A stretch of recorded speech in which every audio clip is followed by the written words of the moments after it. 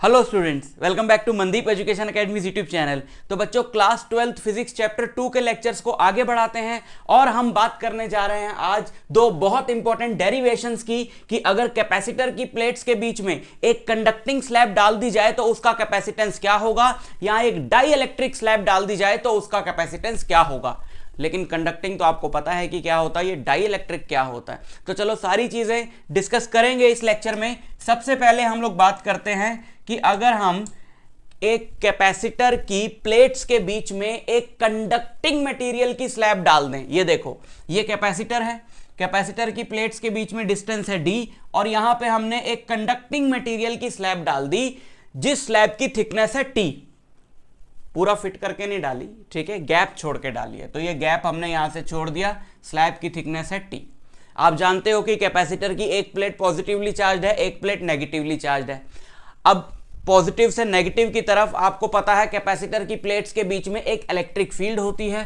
मान लेते हैं वो इलेक्ट्रिक फील्ड क्या है, वो इलेक्ट्रिक फील्ड है ई नॉट। ठीक है, वो इलेक्ट्रिक फील्ड क्या है, ई नॉट, ये ठीक। अच्छा, अब आप ये भी जानते हैं सर सब कुछ ही जानते हैं तो क्या बताने आए, डेरिवेशन बताने आए। बट इससे पहले की जो चीज है आपको पता है, आप ये भी जानते हो कि एक कंडक्टर के अंदर इलेक्ट्रिक फील्ड जीरो होती है, क्योंकि हमने ये बहुत बार डिस्कस करा हुआ है। इस कंडक्टर के अंदर इलेक्ट्रिक फील्ड क्या है, जीरो। एक बार और डिस्कस कर लेते हैं। जैसे आपने इसको, इस कंडक्टिंग मटेरियल की स्लैब को कैपेसिटर की प्लेट्स के बीच में रखा। अब ये तो कंडक्टर है तो इसके चार्जेस जो है वो फ्रीली मूव कर सकते हैं। तो आपको पता है कि पॉजिटिव चार्ज जो है वो इलेक्ट्रिक फील्ड की डायरेक्शन में जाता है और नेगेटिव चार्ज जो है वो इलेक्ट्रिक फील्ड की अपोजिट डायरेक्शन में जाता है। तो इसके अंदर एक चार्ज सेपरेशन हो जाएगा, किस तरीके का, जिसमें कि नेगेटिवली चार्ज पार्टिकल इस कोने में आ जाएंगे और पॉजिटिव वाले उस कोने में चले जाएंगे। ये सिर्फ कहने की बात है, क्योंकि पॉजिटिवली चार्ज तो प्रोटॉन्स होते हैं और वो तो चलते नहीं है। तो नेगेटिवली चार्ज सारे इधर आ जाएंगे, तो कंपैरेटिवली वो वाला जो एंड है वो पॉजिटिवली चार्ज हो जाएगा, क्योंकि इस कोने में इलेक्ट्रॉन्स की कमी होगी और इस कोने में इलेक्ट्रॉन्स ज्यादा होंगे। ठीक है, तो ये वाला जो पार्ट है इसका, ये वाला जो पार्ट है ये क्या हो गया, ये पूरा नेगेटिवली चार्ज हो गया, है ना। और ये वाला जो फेस है इसका, ये पूरा क्या हो गया, ये पूरा पॉजिटिवली चार्ज हो गया। अब इससे क्या होगा, इसके अंदर, क्योंकि आप जानते हो कि पॉजिटिव से नेगेटिव इलेक्ट्रिक फील्ड होती है, तो इसके अंदर अपोजिट डायरेक्शन में एक इलेक्ट्रिक फील्ड चालू हो जाएगी, जिसको हम सपोज नाम दे देते हैं ईपी। ईपी मतलब इलेक्ट्रिक फील्ड चालू हो गई ड्यू टू पोलराइजेशन। जो इलेक्ट्रिक फील्ड चालू हुई, पोलराइजेशन, पोलराइजेशन मतलब क्या, इसके दो पोल्स क्रिएट हो गए ना। पहले तो इसके दोनों एंड्स पॉजिटिव नेगेटिव नहीं थे, लेकिन एक्सटर्नल इलेक्ट्रिक फील्ड में रखने के बाद इसका ये वाला एंड नेगेटिव, ये पॉजिटिव हो गया, तो दो पोल्स क्रिएट हो गए, तो ये पोलराइज हो गया। तो इसके पोलराइज होने की वजह से इसके अंदर इलेक्ट्रिक फील्ड ईपी क्रिएट हुई, इंड्यूस हुई, डेवलप हुई, जो बाहर वाली इलेक्ट्रिक फील्ड के अपोजिट डायरेक्शन में है। और क्योंकि ये कंडक्टर है तो इसमें फ्रीली चार्ज मूव कर सकते हैं, तो ये चार्ज सेपरेशन तब तक चलता रहता है जब तक एक्सटर्नल फील्ड और इंटरनल फील्ड, एक्सटर्नल फील्ड और इंटरनल फील्ड बराबर नहीं हो जाते। जब ये दोनों बराबर हो जाते हैं तो ये चार्ज सेपरेशन रुक जाता है। उस सिचुएशन में क्या होता है, इसके अंदर एक फील्ड, ये ई नॉट इस तरफ और ईपी इस तरफ, तो नेट फील्ड इसके अंदर क्या होगी, जीरो, है ना। तो इलेक्ट्रिक फील्ड इसके अंदर क्या हो जाती है, जीरो। तो ये कंडक्टर का बिहेवियर रहता है जब हम इसको इलेक्ट्रिक फील्ड में प्लेस करते हैं। डाइलेक्ट्रिक की भी बात करेंगे। तो देखो, अगर इस प्लेट से इस प्लेट तक का जो पोटेंशियल डिफरेंस है वो है V, इन दोनों प्लेट्स के बीच का जो पोटेंशियल डिफरेंस है वो है V, उसको हम V ही तो लेते आए हमेशा से, है ना। ठीक से लिख दो जरा, V। तो वो V क्या होगा, V होता है E इंटू डी, है ना, इलेक्ट्रिक फील्ड इंटू डिस्टेंस। कई बार हम लोग पढ़ चुके हैं इसके बारे में, पोटेंशियल ग्रेडियंट से हमने शुरू किया था। अब देखो, इतने रीजन में यहां से लेकर यहां तक तो इलेक्ट्रिक फील्ड है ही नहीं, वो तो खत्म हो गई। कितने रीजन में है, सिर्फ इस पार्ट में है और इस पार्ट में है, और इसको मिला के क्या बनेगा, पूरा है डी। डी में से टी रीजन में तो इलेक्ट्रिक फील्ड है ही नहीं। कितने रीजन में है, डी माइनस टी रीजन में है। तो अगर हम यहां पे फॉर्मूला लगाएं V equal to E D, तो ये बाहर वाले रीजन में इलेक्ट्रिक फील्ड है ई नॉट, तो फॉर्मूला बनेगा V equal to E naught into ये, और ये डिस्टेंस कितना है, d माइनस टी। ठीक, तो हम क्या निकालना चाह रहे हैं कि हम ये देखना चाह रहे हैं कि जब हमने यहां पे स्लैब इंसर्ट कर दी तो अब इसका जो कैपेसिटेंस है वो क्या होगा। तो V equal to E naught into D minus T हो गया, है ना। आप जानते हो कि कैपेसिटर की प्लेट्स के बीच में जो इलेक्ट्रिक फील्ड होती है वो होती है sigma divided by epsilon not. Sigma हो गई इसकी सरफेस चार्ज डेंसिटी प्लेट्स की, यानी charge per unit area, into D minus T, और सीएम मतलब चीफ मिनिस्टर, सीएम मतलब नया कैपेसिटेंस जो स्लैब को डालने के बाद इस कैपेसिटर का कैपेसिटेंस हो गया है वो क्या है। सी नॉट, ओरिजिनल वाले को ले लेते हैं, सी नॉट हम ले लेते हैं ओरिजिनल वाले को। ओरिजिनल वाला मतलब ये नकली वाला नहीं है, ओरिजिनल वाला मतलब पहले वाला। जब हमने स्लैब नहीं डाली थी तो इस कैपेसिटर का कैपेसिटेंस था epsilon naught A by D. तो सीएम क्या हो गया, सी होता है क्यू बाय वी, तो क्यू बाय वी,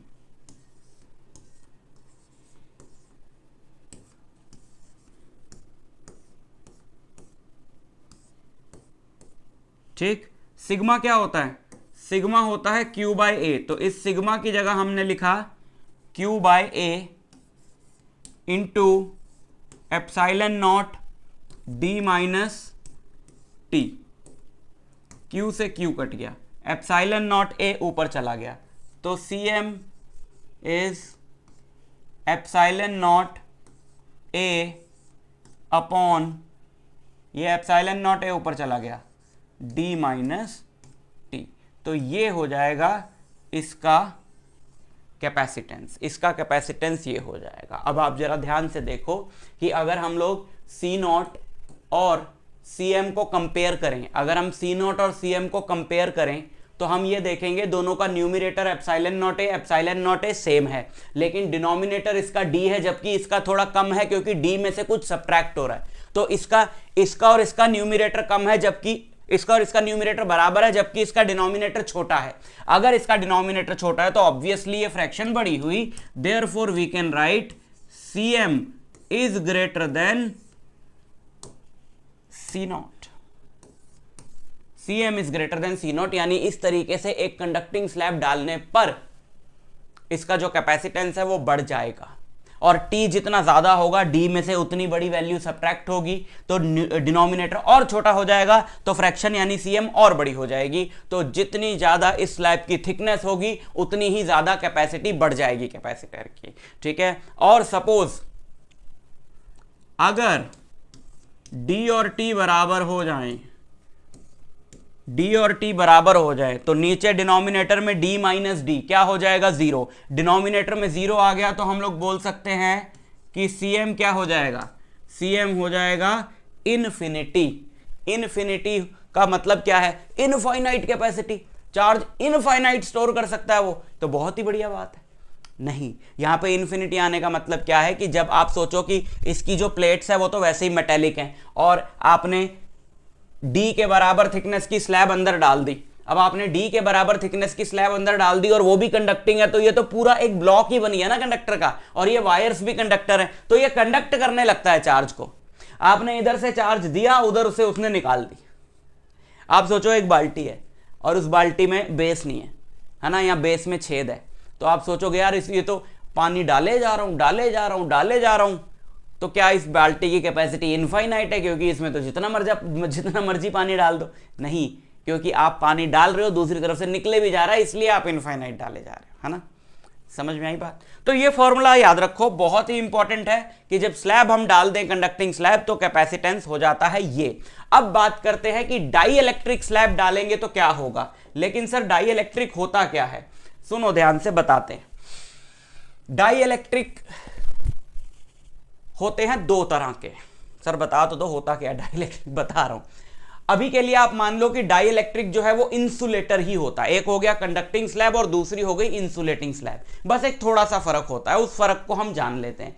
देखो बच्चों, दो तरह के मॉलिक्यूल्स होते हैं, पोलर और नॉन पोलर। ठीक, केमिस्ट्री में आपने पढ़ा होगा और मैंने आपको जब वो पढ़ाया था डाइपोल मूवमेंट तो मैंने भी डिस्कस किया था। पोलर मॉलिक्यूल्स क्या होते हैं, जिनके पॉजिटिव और नेगेटिव सेंटर्स जो हैं वो थोड़े से सेपरेटेड होते हैं, जैसे HCl हो गया। HCl मॉलिक्यूल अगर हम देखें, आपने केमिस्ट्री में पढ़ा हुआ होगा कि इस पे होता है पार्शियल नेगेटिव चार्ज और इस पे होता है पार्शियल पॉजिटिव चार्ज। तो ऐसे मॉलिक्यूल को हम लोग बोलते हैं पोलर। क्यों? क्योंकि इसके दो पोल्स हैं, पॉजिटिव और नेगेटिव। ऐसे मॉलिक्यूल्स की एक net non zero dipole movement होती है। डाइपोल मूवमेंट आप जानते हो नेगेटिव से पॉजिटिव होती है, तो इसकी इधर एक डाइपोल मूवमेंट होगी P। ठीक, इसी तरीके से वाटर की अगर हम लोग बात करें, वाटर होता है H2O, तो ये O हो गया। स्ट्रक्चर आपने वाटर का पढ़ा होगा केमिस्ट्री में, ये एंगल होता है 104.5 डिग्री।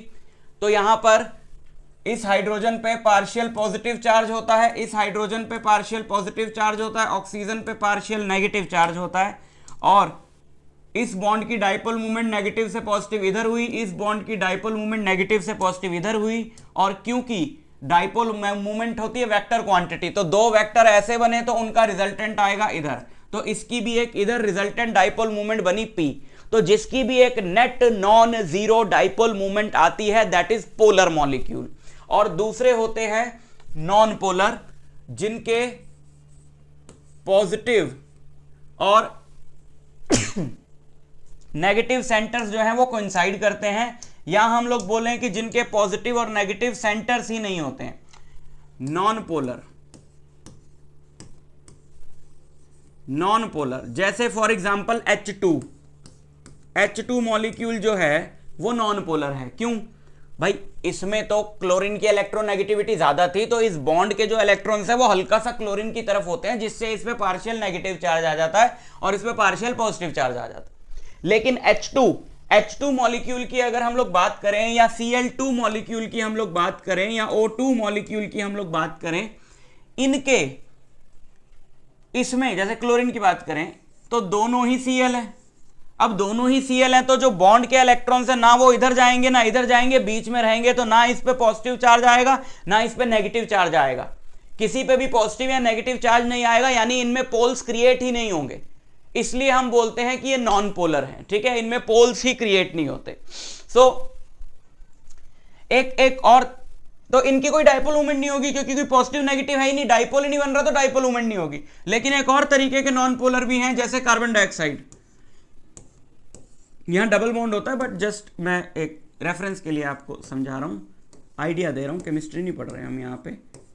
तो ये भी नॉन पोलर है, क्योंकि इंडिविजुअली इनकी डाइपोल मूवमेंट तो है, इसकी इधर और इसकी इधर, लेकिन दोनों आइडेंटिकल बॉन्ड्स हैं, दोनों की डाइपोल मूवमेंट कैंसिल आउट हो जाएगी, तो नेट डाइपोल मूवमेंट क्या बचेगी? जीरो।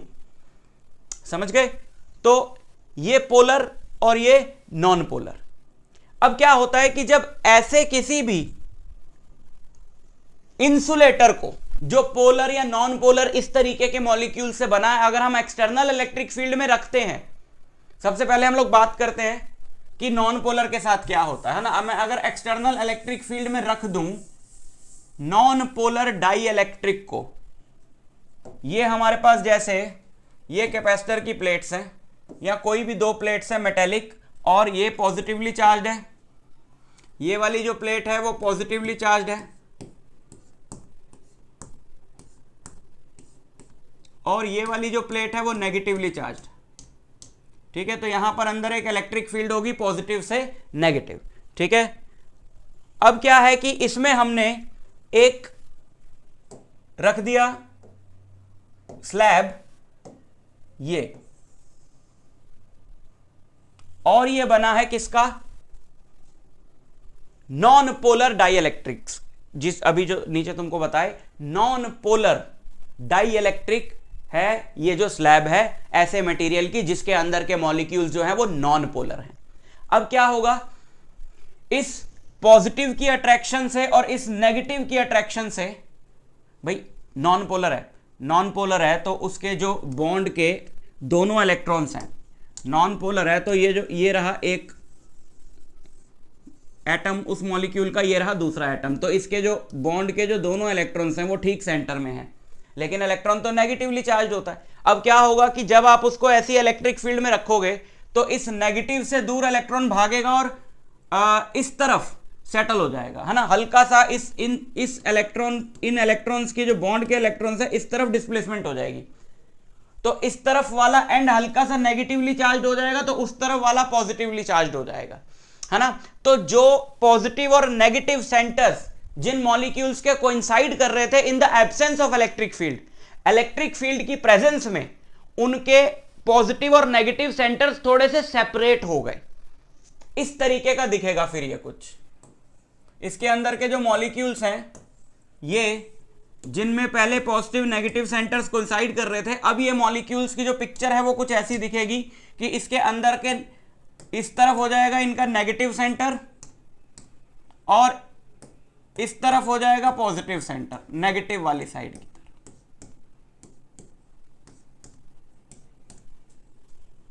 है ना, समझ में आई बात। अच्छा, तो हम क्या बोलेंगे कि जो ये हमारी स्लैब थी जिस मटेरियल की, उसके जो मॉलिक्यूल्स थे वो नॉन पोलर थे, but in the presence of external electric field वो पोलराइज हो गए। इस तरीके के इंसुलेटर को जिसके molecules in the presence of external electric field polarise हो जाए उसको हम लोग बोलते हैं डाई इलेक्ट्रिक, ठीक है। और इस प्रोसेस को बोला जाता है डाई इलेक्ट्रिक पोलराइजेशन, क्योंकि डाई इलेक्ट्रिक जो है वो पोलराइज हो गया।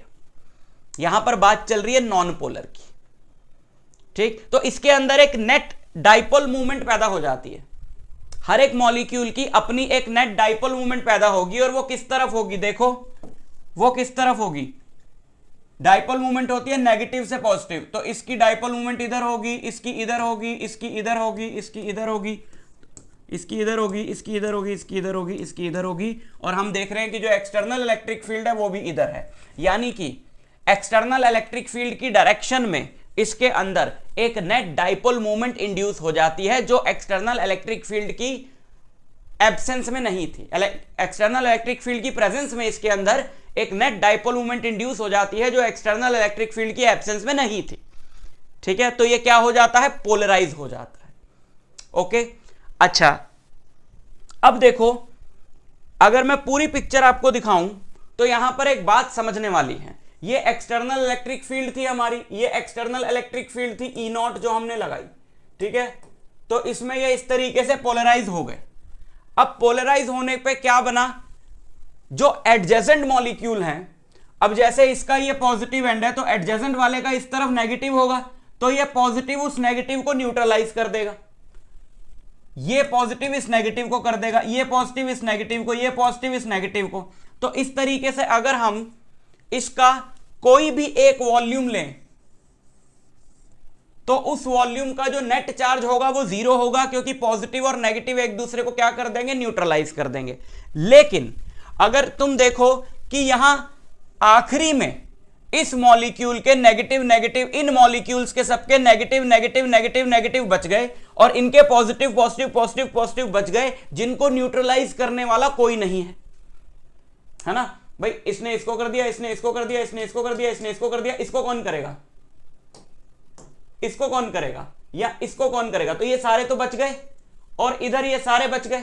इसका मतलब है ये जो पोलराइज्ड डाई इलेक्ट्रिक स्लैब है ये कुछ इस तरीके से बिहेव कर रही है, इसको अब आप भूल जाओ, ये कुछ इस तरीके से बिहेव कर रही है जैसे दो प्लेट्स हों, इधर वाली नेगेटिवली चार्ज और इधर वाली पॉजिटिवली चार्ज, है ना। आप बीच वाले पार्ट को पूरे को भूल जाओ क्योंकि वो तो पूरा न्यूट्रल है, उसमें सारे चार्जेस एक दूसरे को कैंसिल कर रहे हैं। यहां पर बची केवल एक पतला सा पार्ट ये और एक पतला सा पार्ट ये, तो एक इसको प्लेट की तरह आप एज्यूम करो, क्योंकि ये 2D में नहीं है ना, ये स्लैब पीछे भी होगी तो वो सारे नेगेटिव नेगेटिव नेगेटिव, तो इसको आप ऐसी एक प्लेट की तरह एज्यूम करो नेगेटिव, और इसको एक प्लेट की तरह एज्यूम करो पॉजिटिव, नेगेटिव पॉजिटिव। और आप जानते हो कि ये दो प्लेट्स हो गई, अब नेगेटिव पॉजिटिव, तो एक इलेक्ट्रिक फील्ड होगी अपोजिट डायरेक्शन में, है ना, इधर से इधर। एक्सटर्नल फील्ड थी इधर, इंटरनल हो गई इधर, तो इसके अंदर एक इलेक्ट्रिक फील्ड इंड्यूस हो जाती है। अपोजिट डायरेक्शन में। वो तो कंडक्टिंग वाले में भी हुई थी, बट कंडक्टिंग वाले में जो इलेक्ट्रिक फील्ड इंड्यूस हुई थी वो चार्ज सेपरेशन की वजह से हुई थी, मतलब चार्ज प्रॉपर चल के गए थे, क्योंकि उसमें चार्जेस फ्रीली मूव कर सकते हैं। यहां पर चार्जेस नहीं चले हैं, यहां पे जस्ट पॉजिटिव नेगेटिव सेंटर्स का हल्का सा सेपरेशन हुआ है, जिसकी वजह से ये फील्ड पैदा हुई है जो कि काफी वीक होगी। लेकिन एक्सटर्नल वाली फील्ड को तो ये काटेगी, क्योंकि ये उसके अपोजिट डायरेक्शन में। तो डाई इलेक्ट्रिक के अंदर एक नेट फील्ड होगी, इस डाई इलेक्ट्रिक के अंदर एक नेट फील्ड होगी E। अगर हम माने तो इसके अंदर एक इलेक्ट्रिक फील्ड हो गई E, जिसको हम EP नाम दे देना। यहां पर मैंने E लिख दिया ना, इसको भी हम EP नाम दे दें, क्योंकि ये भी पोलराइजेशन की वजह से पैदा हुई है, तो इसको हमने नाम दे दिया EP। ठीक है, तो अब इसके अंदर जो नेट फील्ड बची डाई इलेक्ट्रिक के अंदर, उसको हम लोग बोल देते हैं E, और वो क्या होगी, बाहर वाली इलेक्ट्रिक फील्ड E0 माइनस अंदर वाली इलेक्ट्रिक फील्ड EP। ये नेट इलेक्ट्रिक फील्ड इसके अंदर बचेगी। ठीक, और ये कितनी होगी ये डिपेंड करता है इसके डाई इलेक्ट्रिक कांस्टेंट पे। इस मटेरियल का जो डाई इलेक्ट्रिक कांस्टेंट है K, जिसके बारे में आप पढ़ चुके हो पहले भी, वो क्या होगा कि बाहर कितनी अप्लाई करी डिवाइडेड बाय इसके अंदर जो नेट फील्ड बची वो। जैसे सपोज एक मटेरियल है जिसका डाई इलेक्ट्रिक कांस्टेंट है 2, तो इसका मतलब यह है कि आप इसको जब एक्सटर्नल इलेक्ट्रिक फील्ड में रखोगे 10 न्यूटन पर कूलम की, तो इसके अंदर जो नेट फील्ड बचेगी वो 5 न्यूटन पर कूलम की होगी, यानी इसके अंदर भी 5 न्यूटन पर कूलम की फील्ड इंड्यूस हो जाएगी। समझ रहे हो, ये K जो है वो E0 बाय E है, बाहर जो फील्ड इंड्यूस करी थी डिवाइडेड बाय अंदर जो बच रही है डाई इलेक्ट्रिक, तो ये वो K है। ठीक है, जो डाई इलेक्ट्रिक कांस्टेंट होता। समझ में आई बात। ये चल रहा है इसके अंदर, तो ये पॉजिटिव नेगेटिव चार्जेस मैंने दिखाए, ये इसका ये वाला एंड पॉजिटिव हो जाएगा, है ना, इसका ये वाला एंड पॉजिटिव हो जाएगा और इसका ये वाला एंड नेगेटिव हो जाएगा। समझ में आई बात। अच्छा, यहां पर एक और चीज हम डिफाइन कर देते हैं, जो हमको डेरिवेशन में तो जरूरत नहीं पड़ेगी, लेकिन फिर भी आपको पता होना चाहिए। Polarisation vector, polarisation P, polarisation P for polarisation. Polarisation क्या है कि इसके अंदर जो डाइपोल मूवमेंट इंड्यूस हुई है total, that divided by its volume, यानी induced dipole movement per unit volume, induced dipole movement per unit volume, and obviously that is proportional to E। अंदर जितनी ज्यादा फील्ड बचेगी उतनी ही ज्यादा इलेक्ट्रिक फील्ड, उतनी ही ज्यादा डाइपोल मूवमेंट इंड्यूस होगी ना इसके अंदर, तो P is proportional to E। और यहां पे हम प्रोपोर्शनैलिटी का साइन हटा के एक कांस्टेंट लगाते हैं, उसको काय से डिनोट करते हैं, and that constant is called electric susceptibility. क्या बोलते हैं उसको, इलेक्ट्रिक ससेप्टिबिलिटी। ठीक है, तो आप ये फॉर्मूला याद रख सकते हो, P का नाम लिख लेना, it is called polarisation and it is equal to the induced dipole movement per unit volume. ठीक, अच्छा, ये तो बात हुई नॉन पोलर डाइइलेक्ट्रिक्स की। अगर पोलर डाइइलेक्ट्रिक्स को हम लोग, पोलर डाइइलेक्ट्रिक को अगर इलेक्ट्रिक फील्ड में रखते हैं, एक्सटर्नल इलेक्ट्रिक फील्ड में, भाई उसके तो positive negative centres already separated है, तो उसके साथ क्या होगा, तो अगर हम पोलर डाइइलेक्ट्रिक को एक्सटर्नल इलेक्ट्रिक फील्ड में रखते हैं, तो क्या है कि उसके अंदर सारे मॉलिक्यूल्स जो हैं वो रैंडमली अलाइंड है ना। जैसे ये पोलर डाइइलेक्ट्रिक है, तो इसके ऑलरेडी पॉजिटिव नेगेटिव सेंटर्स जो हैं वो बने हुए हैं, लेकिन वो सारे रैंडमली अलाइंड है। जैसे इस मॉलिक्यूल का पॉजिटिव यहां होगा, नेगेटिव यहां होगा, इसका पॉजिटिव यहां, नेगेटिव यहां, इसका पॉजिटिव यहां, नेगेटिव यहां, ये ऐसे। ठीक, तो क्या होगा कि इन सबकी डाइपोल मूवमेंट्स जो हैं वो रैंडमली अलाइंड है, पॉजिटिव नेगेटिव से पॉजिटिव, इसकी डाइपोल मूवमेंट ऐसे, इसकी डाइपोल मूवमेंट ऐसे, इसकी ऐसे, इसकी ऐसे, इसकी ऐसे, तो सारी रैंडमली अलाइंड है। और ये वेक्टर क्वांटिटी है और सारी रैंडमली अलाइंड है, तो नेट डाइपोल मूवमेंट क्या हो जाएगी, सॉलिड की 0। लेकिन जब आप इसको एक्सटर्नल इलेक्ट्रिक फील्ड में रखोगे, तो इन सबकी डाइपोल मूवमेंट्स जो हैं, क्योंकि आपने इसको जब इस इलेक्ट्रिक फील्ड में रखा, तो ये पॉजिटिव जो है ये इलेक्ट्रिक फील्ड की डायरेक्शन में भागेगा और जो नेगेटिव है वो इधर भागेगा। आप जानते हो कि डाइपोल को एक्सटर्नल इलेक्ट्रिक फील्ड में टॉर्क लगता है, तो वो अपने आप को अलाइन करता है कि डायपोल मूवमेंट जो है वो इलेक्ट्रिक फील्ड की डायरेक्शन में हो जाए, तो इन सब की डायपोल मूवमेंट जो है वो इलेक्ट्रिक फील्ड की डायरेक्शन में हो जाएगी, तो जो नेट डायपोल मूवमेंट जीरो थी वो नॉन जीरो हो जाएगी। अल्टीमेटली हो वो ही रहा है, चाहे पोलर डाइलेक्ट्रिक हो चाहे नॉन पोलर हो, एक्सटर्नल इलेक्ट्रिक फील्ड में रख के उसके अंदर एक नेट डायपोल मूवमेंट आ जाती, लेकिन दोनों का रीजन अलग है ना।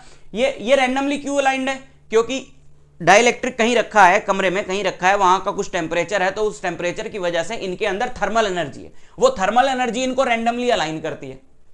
अब यहां पे क्या है कि दो चीजें काम कर रही हैं, एक तो आपने एक्सटर्नल इलेक्ट्रिक फील्ड लगाई, वो इन डाइपोल्स को अलाइन करने की कोशिश कर रही है इलेक्ट्रिक फील्ड की डायरेक्शन में, ठीक है, और थर्मल एनर्जी जो है वो इनको रैंडमली ओरिएंट करने की कोशिश कर रही है। जो जीतेगा उस हिसाब से काम हो जाएगा। अगर आप बहुत वीक इलेक्ट्रिक फील्ड लगा रहे हो तो थर्मल एनर्जी जीत जाएगी, तो ये पोलराइज नहीं हो पाएगा। स्ट्रॉन्ग इलेक्ट्रिक फील्ड लगा रहे हो तो इलेक्ट्रिक फील्ड की फोर्स जीत जाएगी, थर्मल एनर्जी कुछ नहीं कर पाएगी, तो ये पोलराइज हो जाएगा, ठीक। और इसमें अगर हम लोग बात करें कि ये चार्ज सेपरेशन एक समय के बाद रुक क्यों गया, भाई ये पूरा तोड़ के इधर भाग जाए और ये पूरा तोड़ के इधर भाग जाए, बट ऐसा नहीं होता, क्योंकि दूसरी फोर्सेस भी तो काम कर रही है ना, ये आपस में भी तो एक दूसरे को अट्रैक्ट कर रहे हैं, रीस्टोरिंग फोर्स भी तो काम कर रही है। तो एक्सटर्नल इलेक्ट्रिक फील्ड इनको सेपरेट करती है, इनकी अपनी अट्रैक्शन इनको वापस खींचती है, जहां बैलेंस बन जाता है वहां ये सिचुएशन आ जाती है, ठीक। तो ये सारी बातें आपको याद रखनी है। अब क्या है कि हमने पोलर चाहे नॉन पोलर कैसे भी डाई इलेक्ट्रिक को इलेक्ट्रिक फील्ड में प्लेस कर दिया, ठीक, और उसके अंदर एक नेट इलेक्ट्रिक फील्ड आ गई E, which is E not minus EP। वो कितने पार्ट में है, इतने पार्ट में, और ये जो गैप है इतने पार्ट में, तो E नॉट ही है। अब यहां से लेकर यहां तक अगर हम पोटेंशियल डिफरेंस निकालें V, so that will be what, E not. E not कितने पार्ट के लिए, D माइनस T पार्ट के लिए, है ना, D माइनस T पार्ट के लिए, तो फील्ड E नॉट ही रही, प्लस E कितने पार्ट के लिए, T पार्ट के लिए, है ना, T पार्ट के लिए जो फील्ड है वो क्या हो गई, E। और E क्या है, यहां से E बताओ क्या आएगा, E आएगा E नॉट बाई के, है ना, E आएगा E नॉट बाई के, E not into D minus T, plus इस E की जगह हमने रखा E नॉट बाय के इंटू T, ठीक। अच्छा, E नॉट कॉमन आ गया, आगे का प्रोसीजर वही है, E नॉट कॉमन आ गया, अंदर यहां पे क्या बचा, अंदर यहां बचा D minus T plus T by K. Conducting वाले से कंपेयर करें तो बस इसमें यही एक प्लस T बाय के वाला जो फैक्टर है वो एक्स्ट्रा आ रहा है। तो अब Cm क्या हो गया, नया capacitance Q by V। V में E नॉट की जगह हमने वही लिख दिया सिग्मा बाय एप्सिलॉन नॉट, अंदर ब्रैकेट में बचा D minus T plus T by K, और सिग्मा की जगह हमने Q बाय ए लिख दिया,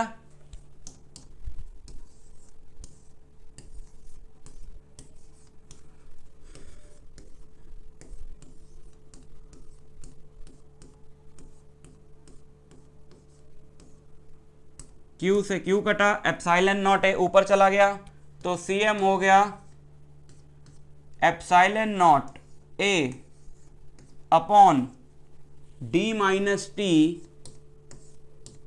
प्लस T बाय के।